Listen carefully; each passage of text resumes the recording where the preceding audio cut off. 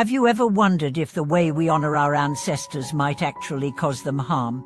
Could it be that some deeply rooted traditional rituals we follow with sincerity are doing more damage than good? Welcome back to the channel, my friends. Today, we are diving into a profound topic that touches every one of us: how to truly practice filial piety and what it means to genuinely benefit our departed loved ones. Many of us follow rituals passed down through generations, hoping to express respect and love, yet the reality might surprise you. Some traditional methods may inadvertently increase the burdens of our ancestors rather than relieve them.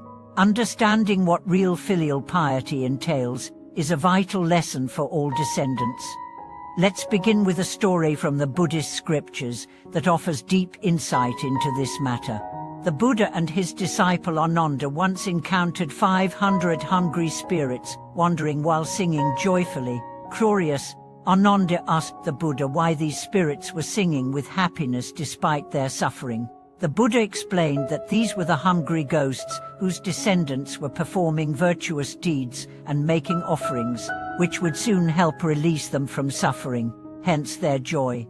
In contrast, there were also many hungry ghosts who wandered in sorrow. Their descendants practiced killing animals for sacrificial offerings, but neglected to perform meritorious deeds. As a result, these spirits suffered intense torment from the karmic consequences. This story vividly illustrates that killing for ritual sacrifices does not truly honor our ancestors. Instead, it may cause them greater suffering. In everyday life, we often see families preparing elaborate meals of meat and alcohol during funerals or ancestral worship ceremonies, believing this generosity shows respect. However, these acts of killing add negative karma for the ancestors, binding them further to the cycle of suffering. Buddhism teaches that true filial piety is about cultivating blessings and virtue, adhering to moral precepts, reciting sutras, and dedicating merits to the departed. Such actions help ancestors to quickly leave suffering realms and attain peace. A touching account recorded by the Venerable Master Leon Kai recounts a man named Jin in Kifantang, Vijom. Jin strictly observed vegetarianism and practiced abstinence. Though his karmic burdens were not yet cleared, he lived joyfully in the spirit realm. Through spiritual communication, she warned his wife not to kill animals for offerings. Yet, when his wife killed a chicken for a ritual, Jin's spirit was unjustly trapped and could not be free. The consequences extended to their family. His pregnant wife suffered complications, leading to tragic loss. This story powerfully warns us that killing for rituals harms both ancestors and descendants. Moreover, Buddhist scriptures reveal that the meat we consume may come from beings who are our relatives in past lives. The Lankavatara Sutra states, "I see that beings eat one another's flesh. They are none other than their own relatives." This profound truth highlights the karmic cycle tied to meat eating and the vital importance of vegetarianism to break such bonds. Another illustrative tale tells of a butcher who bought a pig that refused to be led away despite many attempts. Eventually, a figure who was an incarnation of Manjushri Bodhisattva called the pig by name. The pig followed willingly. It was the reincarnation of the butcher's deceased father. Moved deeply, the butcher abandoned his profession and sought repentance. This story reveals the intimate karmic ties between killing and filial piety. Buddhist sutras repeatedly emphasize that killing reduces longevity and merits, resulting in heavy karmic retribution. The Kayasitika Bodhisattva Sutra warns that those who kill face severe consequences for their past deeds. Thus, cultivating compassion and refraining from killing exemplifies true filial devotion.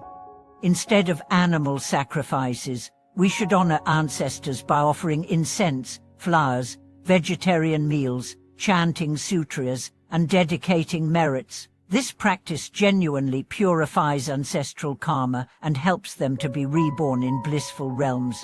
Such filial piety also increases our own blessings and wisdom. Chinese culture deeply values filial piety as a virtue. Yet modern Buddhist teachings encourage us to refine traditional customs to be more beneficial and scientific. Fasting, chanting Buddha's name, and dedicating merits to ancestors represent the highest forms of filial respect.